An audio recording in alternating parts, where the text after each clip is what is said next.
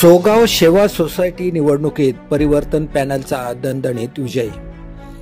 किनवली परिसरातील प्रसिद्ध असलेल्या सोगाव सेवा सहकारी पतसंस्थेची पंचवार्षिक निवडणूक नुकताच पार पडली। यात दत्तात्रय धानके व आत्माराम देसले यांनी बनवलेल्या परिवर्तन पॅनलने 12 पैकी 9 जागा जिंकून दणदणीत विजय मिळवला आहे।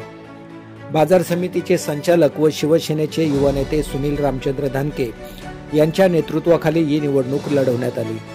संचालक मंडळाच्या 12 जागांसाठी निवडणूक घेण्यात आली असून यात परिवर्तन पॅनलचे दत्तात्रय धानके, आत्माराम देसले, माधव धानके, सुरेश धानके, बाळकृष्ण धानके, नामदेव हरड, दीपक देसले, निर्मला धानके यांचा दणदणीत विजय झाला आहे। 12 पैकी 9 जागा जिंकून परिवर्तन पॅनलने सोगाव सेवा सहकारी पतसंस्था ताब्यात घेतली आहे। सर्व विजयी संचालकांचे सोगाव परिसरात अभिनंदन होत आहे।